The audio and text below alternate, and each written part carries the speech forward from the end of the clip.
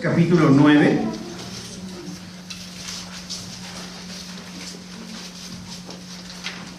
Y vamos a leer desde los versículos 36 al 42.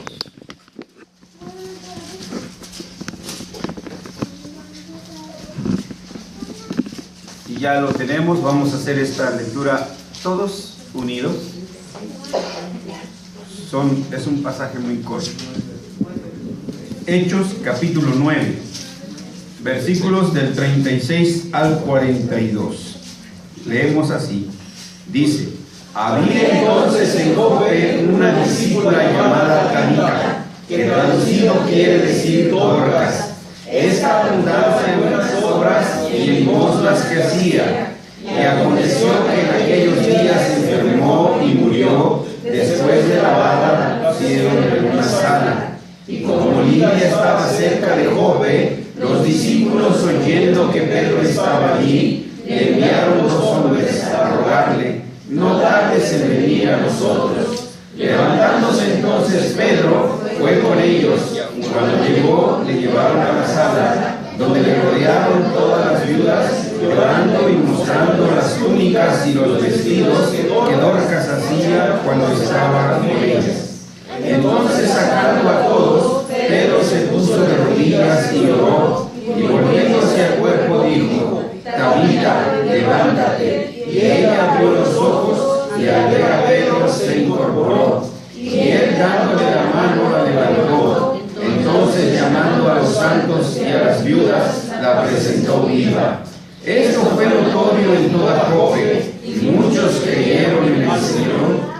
Y aconteció que se quedó muchos días en Jope, en casa de cierto Simón Curtidor. Amén. Vamos a orar. Nuestro buen Dios y nuestro Padre y nuestro Rey, adoramos tu gloriosa majestad y te bendecimos porque tú eres nuestro Dios y nuestro Padre. Y tú, Señor, nos sustentas, tú nos provees de dirección para ser testigos tuyos en este mundo. Y también, Señor, nos sustentas a través de las enseñanzas de la sana doctrina, para que, Señor, conozcamos la razón de nuestra fe y podamos dar cuenta de aquellos que nos la demanden. Hoy nos acercamos una vez más a ti, buscando, Señor, que tu Espíritu Santo obre en nuestros corazones de tal manera que tu palabra quede sellada indeleblemente en nuestros corazones, y tu Espíritu Santo mueva nuestros corazones y nuestros labios para confesar tus obras poderosas. En el nombre de Jesucristo oramos. Amén. Amén. Comentábamos, hermanos, que estamos conmemorando los 497 años del inicio de la reforma cultural que comenzó en la esfera cultica, con aquel hecho histórico en 1517, el 31 de octubre, cuando un monje agustino llamado Martín Lutero clavó en las puertas de la iglesia de Castillo de Wittenberg las llamadas 95 tesis, en las cuales, o con las cuales, él invitaba a refutar la validez de esas indulgencias que el Papa había puesto en venta. No le encontraba sustento escritural, y ahí comenzó, pudiéramos decir, la reforma. Pero mencionábamos también, y en otras ocasiones, y hace 8 días también, mencionábamos que no fue Martín Lutero el único, sino que hubo antes que lamentablemente fueron acallados, fueron quemados en la hoguera y no fructificó. De la misma manera, acotamos que no solo fue en Alemania con Martín Lutero, sino que el brote fue casi simultáneo en otras partes de Europa, sobre todo al norte.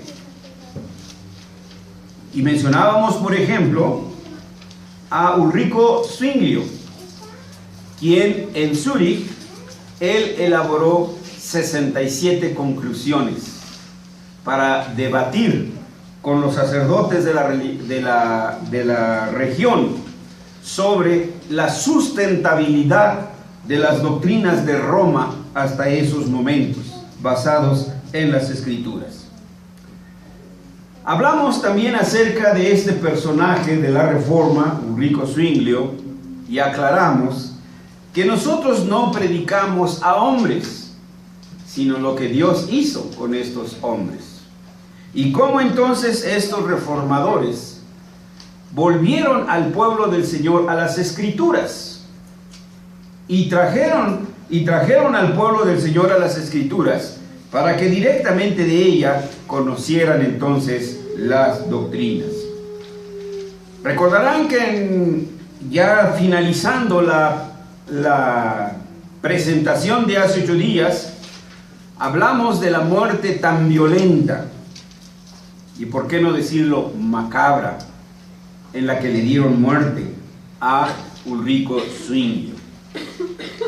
Y mencionamos cómo Ana, su esposa, en ese mismo día, no solo perdió a su esposo, sino también a uno de sus hijos, a su cuñado y a varios parientes, en esa guerra de Kappel, donde recordarán, un predicador fue hecho prisionero, y pese a las intervenciones diplomáticas de los otros cantones, Kappel no quiso atender a las peticiones de los otros cantones y entonces quemó vivo a este predicador.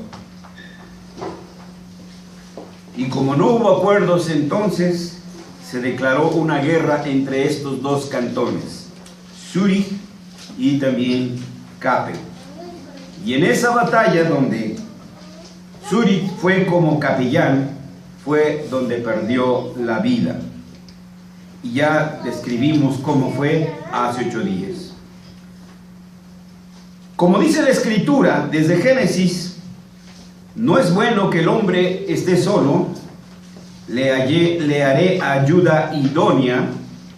Dios ha planeado que la humanidad esté compuesta de un Ish y de una Isha, de varón y de mujer. Y entonces, en este contexto surge el matrimonio de Ulrico Zwinglio y Ana Reinhardt.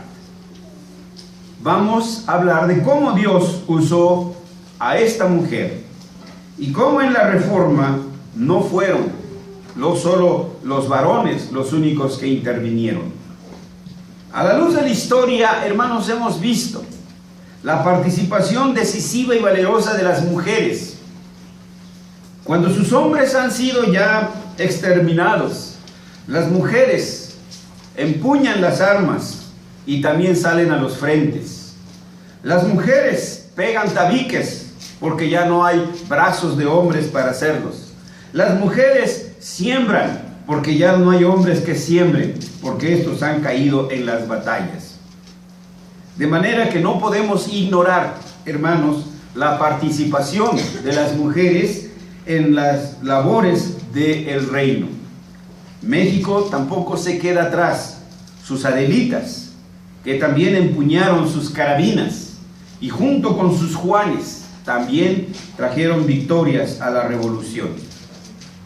Ana Reinhardt fue entonces la ayuda idónea que el Señor le dio a Ulrico Zwinglio. Acoto y recalco, la ayuda idónea que el Señor le dio a Ulrico, no la que escogió Ulrico ni el que escogió Ana. ¿Sí podemos ver la diferencia, hermanos? Ese es el gran problema. Ese es el gran problema. Y entonces nosotros, pues también vivimos las consecuencias. Anna Reinhardt fue la esposa, repito, de Ulrico Zwingli. Ana, a la que su marido siempre se refería como su queridísima ama de casa. Para los que se inclinan en favor del feminismo, esta es una frase peyorativa y no cabe en la idea de muchas mujeres de la modernidad. Pero vamos a ver en qué sentido lo decía Ulrico Zwingli. Ana fue la amada esposa de Ulrico Zwingli. La gente, el pueblo, la iglesia, los congregantes se referían a ella afectuosamente como la Dorcas apostólica, lo cual arroja mucha luz sobre el caritativo corazón de esta amable mujer. Se hacía referencia a este pasaje que acabamos de leer. Había entonces en Jope una discípula llamada Tabita, que traducido quiere decir Dorcas. Tabita es un sustantivo arameo, y que así como lo escuchamos se pronuncia Tabita, y que traducido al griego es Dorcas. Pues Tabita en arameo o Dorcas en griego significa gacelita, o sea, esbeltita, bonita. Eso es lo que significa. Pero termina este versículo con algo muy importante. Esta, se refiere a Tabita, abundaba en buenas obras y en limosnas que hacía. Abundaba en buenas obras. En el compendio de la religión cristiana hay 3 preguntas que se refieren a lo que son las buenas obras. Y la primera de ellas es, o la primera respuesta a esas preguntas es, que las buenas obras son aquellas que son hechas conforme a la palabra de Dios, para la gloria de Dios y para el bien de los demás. En la segunda respuesta va referente a ¿para qué son las buenas obras? Las buenas obras no son, ¿cómo llamamos? No son indulgencias para ganar el favor de Dios, sino son unas respuestas ya al favor de Dios. Hacemos obras no para ganar a Dios, sino porque Dios ya nos ha perdonado y en respuesta de gratitud. Es una respuesta de gratitud.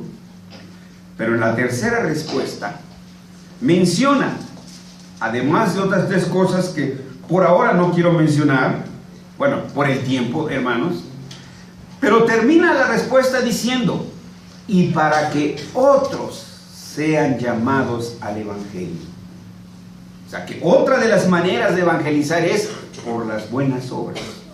Que Dios usa esas buenas obras para que otros también vengan al conocimiento del Evangelio. Entonces, las buenas obras no son los buenos o las buenas intenciones que nosotros tenemos, sino aquellas que Dios nos manda que hagamos. Y luego dice que abundaba en buenas obras y limosnas. Esta palabra también, hermanos, tenemos que aclararla, porque hoy tiene un contexto muy distinto. Hoy entendemos por limosnas aquellas que son depositadas en el plato en las iglesias romanistas. Pero el término griego lemusin, que no es limusina, desde luego, significa aquello que ha sido apartado para los pobres. Las limosnas son ofrendas exclusivas, especiales para los pobres, ¿sí? No las ofrendas que se dan en el culto normal, ¿sí? Entonces ese era el significado de esta palabra limusín. Y ahorita van a ver ustedes por qué. Ana nació en 1487. Y como dice aquí, bueno, fue una escritora, como dice, esta cita es de una escritora, dice, se convirtió en una mujer hermosa que se casó con un hombre llamado John Mayer von Knocknau. Este hombre procedía de una familia aristocrática, al contrario de ella. Ella era una mujer del pueblo. Cuando su padre descubrió, el padre de John Mayer, descubrió el matrimonio, desheredó a Mayer, dejando que John y su esposa se las arreglaran por su cuenta. En 1511, John tuvo que unirse al ejército suizo y viajar a Italia para luchar en la guerra contra Francia. Después de muchas campañas militares, Mayer regresó a casa, gravemente herido y gravemente enfermo, de tal forma que a poco murió, dejando a Ana en viudez con 3 niños, un hijo y 2 hijas. Esta repentina entrada a la viudez forzó a Ana a cuidar sola de su familia, con sus propios recursos, trabajando de esto y de aquello y de lo otro, y luchó denodadamente para sacar adelante a su familia y educar a sus hijos. Pero Dios no se había olvidado de Ana, porque puso un hombre en su camino, una ayuda idónea, aunque ella todavía no lo sabía. Él tampoco. Cada vez que llegaba a ese lugar un cierto predicador que era conocido como un rico zwinglio, ella venía a escuchar lo que él les enseñaba directamente de las Escrituras. Ana escuchaba atentamente sus palabras. Dicen que como truenos que venían del púlpito. Y no pasó mucho tiempo antes de que Zwinglio se convirtiera en pastor de esa congregación y por tanto también en pastor de Ana Reinhardt. Como una verdadera amante de la palabra de Dios, Ana siempre estaba ansiosa de oír de las Escrituras y sobre todo como él las enseñaba. Al mismo tiempo, uno de sus hijos, mejor dicho, el único, el varón, Gerald, captó la atención de los predicadores. Y Zwinglio de alguna manera particular se interesó por él, de tal manera que llegó a ser su mentor. Especialmente lo animó a continuar sus estudios superiores. Le daba clases particulares de latín y griego, y en muchos aspectos llegó a convertirse en un padre para él. Cuando Gerald tuvo que marcharse a otra ciudad, Zwinglio le escribió una carta de recomendaciones sobre su conducta cristiana, donde le animaba en su caminar con el Señor. Pero dicen sus biógrafos que esa pequeña cartita resultó en casi todo un volumen, como un libro. Y eso fue lo que hizo el muchacho. No inventó excusas. Es que no está lavado mi pantalón. No, es que no. Siguió al pie de la letra. Rápidamente obtuvo el favor del pueblo, porque era un chico brillante. Ocupó puestos claves, de tal manera que se aseguró una posición muy influyente y también buenos ingresos económicos, que fue una gran ayuda para su mamá. De manera que un día llegó el chamaco y le dijo: mamá, ya no tienes que trabajar. Desde hoy yo me encargo. Algunas mamás han de estar esperando ya ese día. No fue mucho después, perdón, leí mal. Fue mucho después que Zwinglio y Ana se casaron. O sea, no fue como dicen, amor a primera vista y luego nos casamos, ¿sí? Pero el joven matrimonio pronto encontró hostilidad desde el principio. Para comenzar, dentro del mismo pueblo cristiano, hubo muchos que acusaron a Zwinglio, que se casaba por interés. Primero porque dicen que ella era de una extremada belleza. Y además, porque ahora gracias al éxito de su hijo, ella gozaba de una posición económica muy solvente. Y entonces algunos pensaron que, movido por ese interés, Zwinglio se casó. Bueno, eso no lo podemos nosotros decidir. Eso fue un momento histórico y esto es lo que decían algunas personas. Poco después de la boda, Ana dejó de llevar joyas y su aspecto se hizo más sencillo y modesto. O sea, no iba a que sea Perisur, a Perinorte, a Liverpool, a Sears, ¿no? Que eso quedan cosas para la clase media, ¿no? ¿Dónde comprarán los aristócratas? ¿Dónde? ¿Dónde? Ah, ya ven, ¿para dónde se van?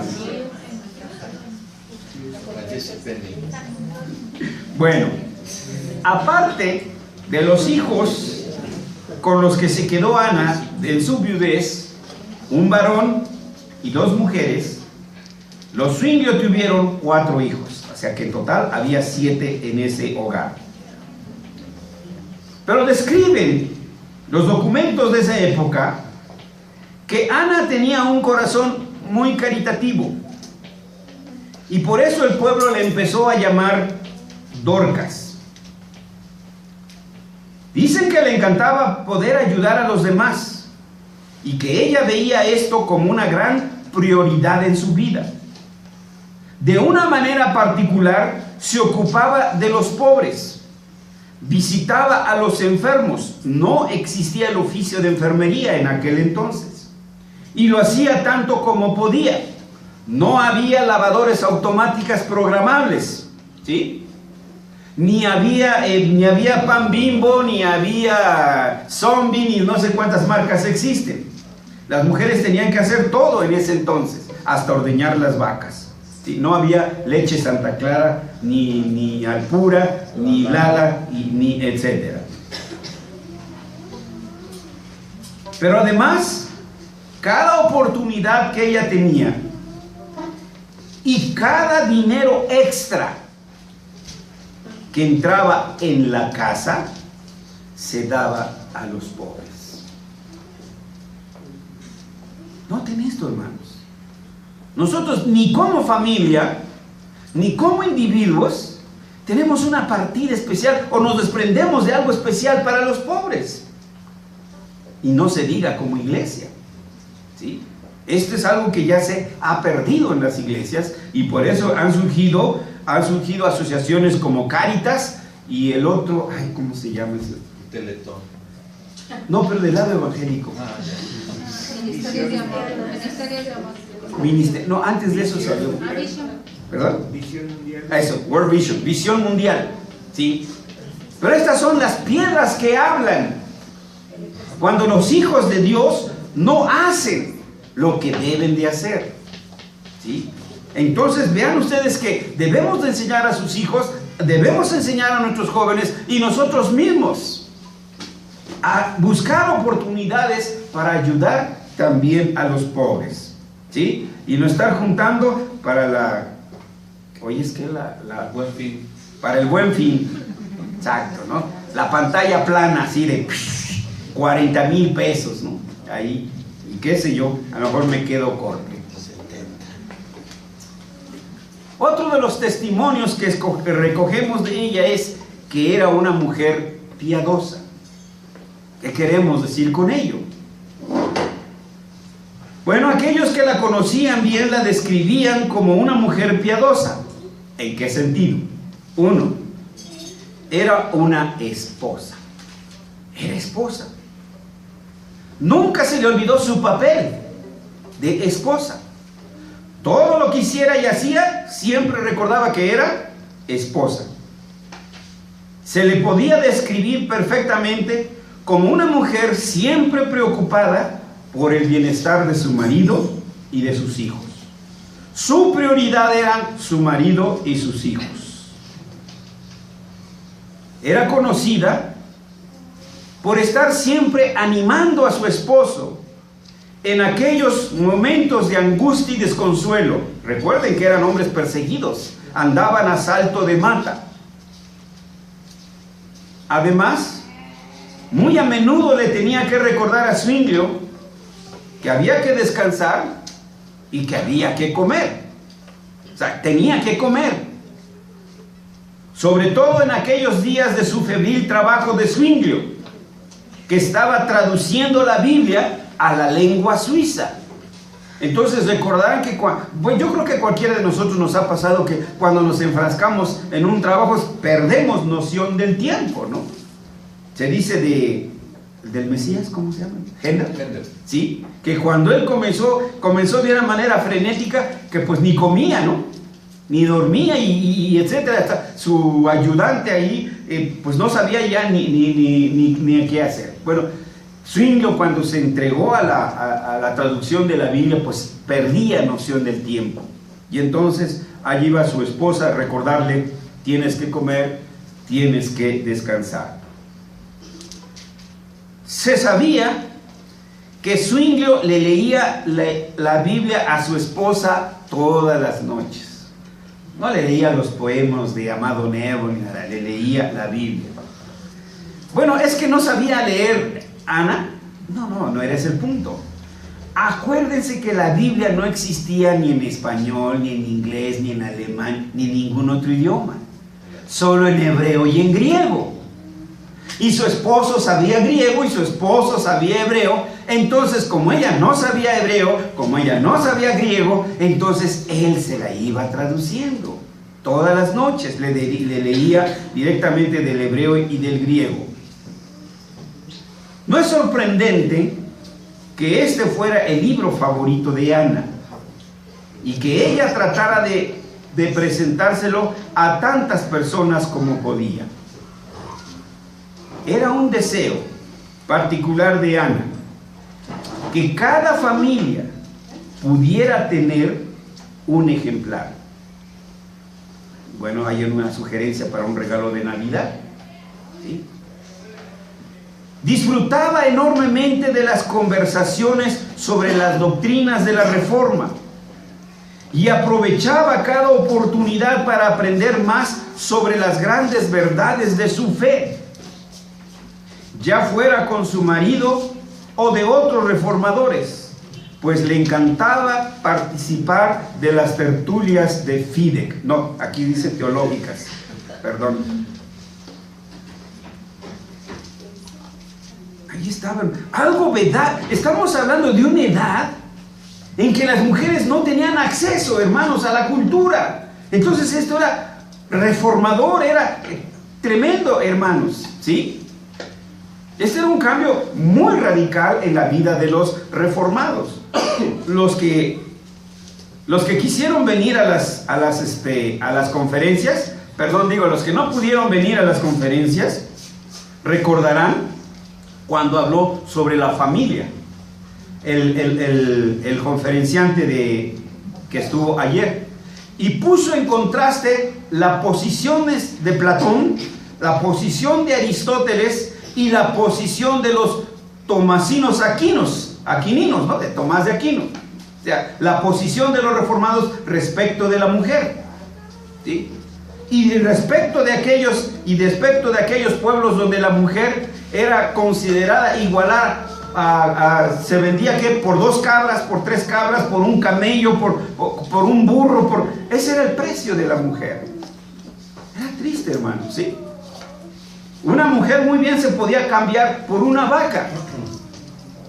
Digo, eso suena horroroso, ¿no, hermanos? ¿Sí? Pero ese era el punto.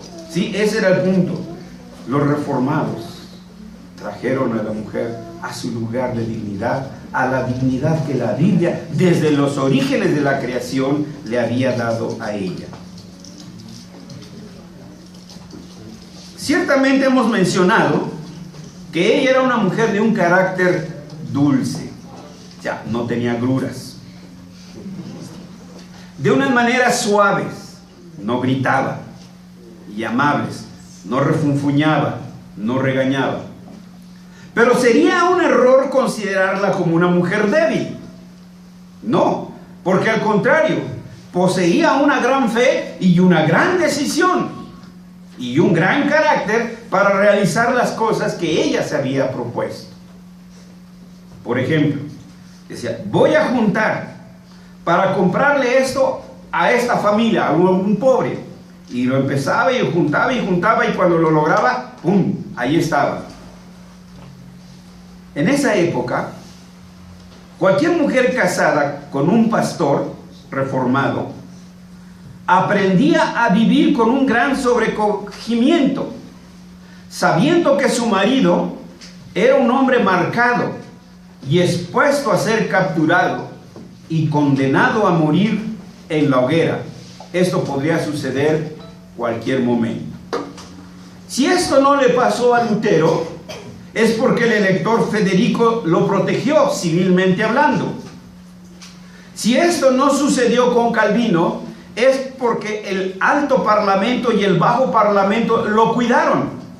Pero hubo contratos especiales para mandarlos a asesinar. Ahí está la historia, hermanos, de estos pueblos. Cualquier investigador serio y honesto puede recurrir a estas bibliotecas donde han sacado estos datos nuestros historiadores cristianos. Por supuesto, Zwinglio no era la excepción. Su vida pendía de que en cualquier momento lo pudieran capturar y entonces ser muerto de la manera horrible en que eran muertos los reformados en esa época. La vida de su esposo estaba continuamente bajo amenaza. Ana se preocupaba particularmente por su seguridad. Cuando él estaba solo, cuando él tenía que salir a los coloquios teológicos, cuando él tenía que salir a predicar a los pueblos, Ana se quedaba en gran manera angustiada. Sabía que su esposo salía, pero no sabía si su esposo regresaría. Ustedes pueden pensar eso, vivir con él esa angustia. Lo veo salir, pero no sé si va a regresar. Terrible, ¿no? Aunque comprendía la naturaleza peligrosa de la obra de la Reforma, su preocupación nunca era mayor que su sincero deseo de apoyar a su marido, y de esa manera ella sabía que estaba sirviendo al pueblo de Dios. Sabía que su esposo no estaba en la taberna, sabía que estaba enseñándole la doctrina al pueblo, y eso le tranquilizaba, aunque ella hubiera querido tenerlo con ella.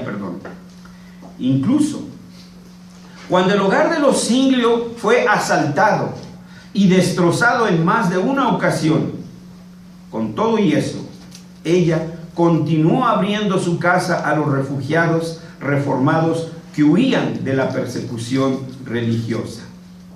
Además, mostraba una tierna hospitalidad y siempre daba la bienvenida a las oportunidades de atender a los muchos amigos e invitados de Zwinglio. Esto era característico de los reformados. Muchos tenían que salir huyendo de Francia o de otros países y encontraban refugio en Suiza. Calvino se dice que tenía una mesota así porque siempre tenía invitados ahí. Recordarán que comentaba en una ocasión que el consistorio a Calvino le daba un tonelito de vino para su uso personal, para su comida. Pero al ver cuántos invitados tenían, el consistorio dijo un día: el maestro Calvino invita a muchos, tenemos que doblarle la ración de vino. Y entonces le dieron 2 toneles para todo el año. Era para todo el año, no en una sentada, Además, recuerden que tiene sus propiedades digestivas el vino. En octubre de 1531, bueno, sí, tengo que aclarar. Si algo podemos decir, no podemos acusar a un reformado de borracho. ¿Sí? No, eso no es posible. Zuinglio, en 1531, recibió la orden de incorporarse al ejército suizo como capellán. Sabía que esta era la última vez que vería a su esposa y a sus hijos. Él siempre contaba con, esta es la última vez. De manera que cuando él se marchaba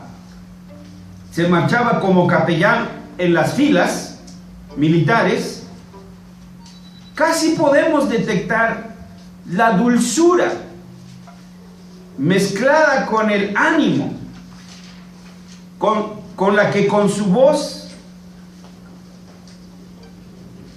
cuando se despedía,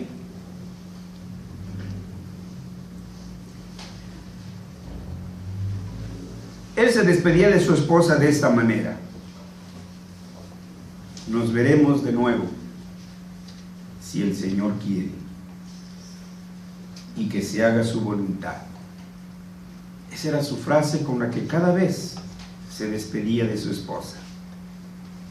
Y Ana le preguntaba: ¿y qué me traerás cuando vuelvas? A lo que Zuinglio contestó a su amada esposa: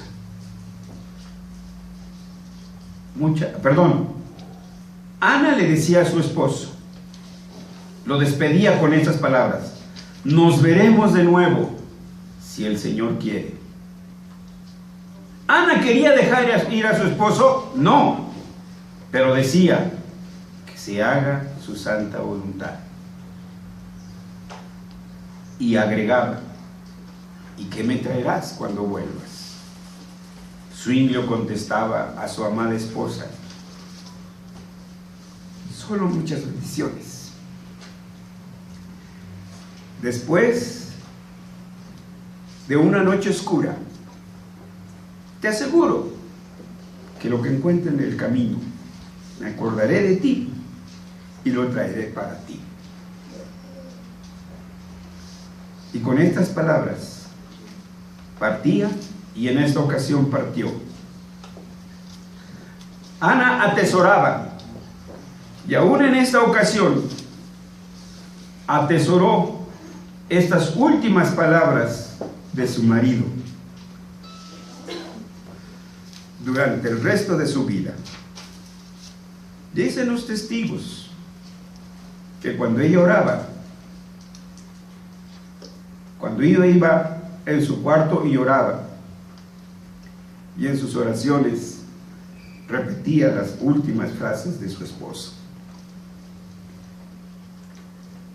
Cuando le comunicaron la muerte de su esposo, y ya mencionamos cómo murió, ya mencionamos cuántos seres queridos perdió, Ana corrió a la cama y de rodillas lloró en alta voz ante su Señor. Oró al Padre y le dijo: Padre, no se haga mi voluntad, sino la tuya. Ana sabía que Dios es soberano, y por Cristo tenía la certeza en su alma de que volvería a ver a su marido de nuevo. Ana continuó su vida, aunque, ¿por qué no decirlo?, con el corazón roto. Ana siguió ayudando a los pobres, pero echando de menos a su amado esposo.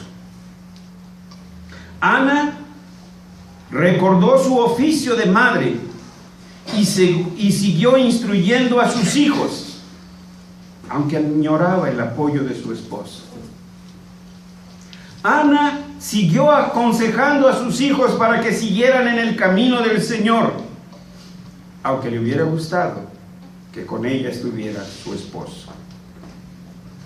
Así, poco a poco, se le iba la vida a Ana. En sus últimos días, se puso enferma, frágil, pero sobrellevó sus sufrimientos con una gran paciencia. Nunca dejó de aferrarse a las últimas palabras de su marido. Te traeré bendiciones después de una noche oscura, y te traeré lo que pueda y encuentre en el camino. Bueno, lo que de paso había en el aeropuerto, porque no había tiempo para ir al mercado de artesanías. Y así, el 6 de diciembre de 1538, Anna Reinhardt de Zwinglio marchó al hogar celestial con su Señor, donde la promesa de Zwinglio, bendiciones después de una noche oscura, se realizó finalmente. Cuando miramos a Anna Reinhardt de Zwinglio, vemos cómo el Señor, a través de su palabra y de su Espíritu Santo, nos puede convertir en modelos, en retos de fe para los demás. No en vano Pablo amonestaba a las mujeres: instruyan a las mujeres jóvenes que amen a sus maridos, que cuiden a sus hijos. No quiero que anden de chismosas y entrometidas. Encontramos un Pedro que insta y recomienda a las mujeres: vístanse casta y modestamente, para que los demás aprendan. Dios entonces, cuando su espíritu y su palabra, y nosotros somos sensibles a ella, podemos llegar a ser, en el buen sentido de la palabra, un reto de fe para los demás. Entonces, aquí podemos ver, por si alguna de ustedes, muchachas, llega a ser esposa de pastor, uno de los ministerios que les espera. La vida de un pastor, de la esposa de un pastor, no estoy diciendo que las demás no tengan lo suyo, por supuesto, lejos de ser fácil, sobre todo en Ana, estuvo marcada por muchas tristezas y ansiedades. Con toda seguridad, esta fue una mujer que se sostuvo y se consoló solo por la verdad de la soberanía de Dios. Poseía una serena dignidad de los que confían en Dios por encima de todo. Su incansable apoyo a su marido en la tranquilidad de su hogar hizo posible que éste tuviera la enorme influencia que tuvo en la Reforma. Se le hizo algo natural poner las necesidades de él antes que las suyas. Ana era una mujer que simplemente miraba a los demás como más importantes que ella misma. Ana era la mayor fan de su marido y sin duda su más ferviente alumna. Su afectuoso amor por su esposo, su decisivo apoyo al ministerio de su esposo y su compromiso con la causa de la Reforma fueron claves para el trabajo que Zwinglio realizó para la consolidación de la Reforma en Zúrich. Pero esto es privativo solo de las esposas de los pastores. Obviamente que no, porque también las mujeres son claves en el desarrollo profesional de su esposo, en el desempeño de sus respectivos oficios. Son piedra de ayuda y no piedra de tropiezo. Las esposas de los reformadores, aunque muchas de ellas no aparecen en los anales de la historia, sus nombres sí están escritos en el libro de la vida y sus obras en la presencia del Señor. Sus vidas fueron ejemplo y reto de fe para la nueva generación de matrimonios de los pastores, pues ha de recordarse que hasta esa fecha los sacerdotes eran célibes. Estas mujeres tuvieron un tremendo impacto en la vida de sus maridos. Fueron mujeres sencillas, humildes y sujetas a sus maridos, pero nunca pasivas, sino por demás activas. ¿Qué diremos de Catalina von, la esposa de Lutero, y de Let, la esposa de Calvino, la esposa de Guillermo Farel, él de 80 y ella una jovencita de 15 años? Dicen los historiadores que fue una mujer muy dinámica. La esposa de Patrick Hamilton, quien tuvo que presenciar la muerte de su esposo en la hoguera con un hijo brincándole en el vientre. ¿Pueden ustedes imaginarse eso? Sentir las pataditas del bebé y ver los estestores de la agonía de su marido. Y tantas otras valerosas mujeres que han sido olvidadas en la amnesia de la historia. Pero Dios las incluyó en esta frase: las mujeres recibieron sus muertos mediante la resurrección. Puede decirse entonces, sin temor a equivocarse, que gracias a Ana, Ulrico Zwinglio pudo traducir la Biblia. Gracias a Ana, Ulrico Zwinglio pudo predicar el Evangelio a muchas personas.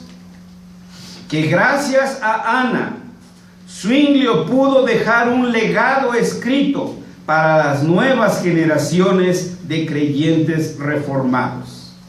Por eso seguimos afirmando lo que la Escritura dice: hermosa es a los ojos de Jehová la muerte de sus santos, y en este caso de su santa hija Ana Reinhardt de Zwinglio. Y como dice también el apóstol Juan en Apocalipsis: bienaventurados de aquí en adelante los que mueren en el Señor, sí, descansarán. ¿Pero qué dice? Sus obras con ellos siguen. Hoy conocemos las obras de Zwinglio, pero yo creo que muchos ignorábamos que tenemos esas obras a nuestro alcance, porque Zwinglio tenía una mujer que la apoyaba. Futuras esposas, vean esto. Vean qué ministerio les espera. Futuros esposos, vean esto, qué ministerio les espera.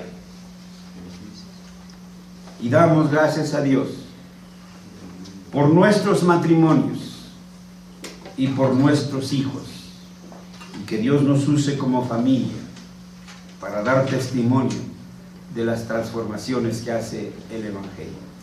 En Jesús oramos. Amén. Vamos a orar. Nuestro Señor y nuestro Dios, lo que para nosotros, Señor, se vuelve olvido, tú no permites, Señor, que queden perdidos en la amnesia de la historia. Nos acordamos de aquella mujer que derramó ese costoso perfume a los pies de tu Hijo Jesucristo, nuestro Señor y Salvador, y cómo fue reprendida por ello. Pero tú dijiste que eso se escribiría para que siempre fue recordada. Y hoy, Señor, aunque nosotros a veces no lo comprendemos, cada vez que leemos los evangelios, leemos que esa mujer, lo que esa mujer hizo, en favor del reino con tu ungido, tu Mesías.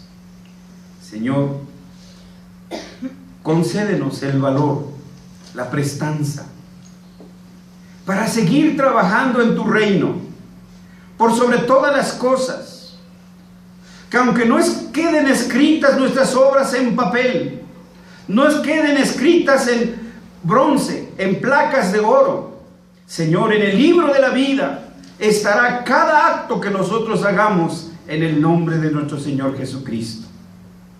Señor, gracias por la vida que le diste a estos hombres y el valor a estas mujeres, para que nosotros ahora podamos continuar proclamando tu poderoso evangelio.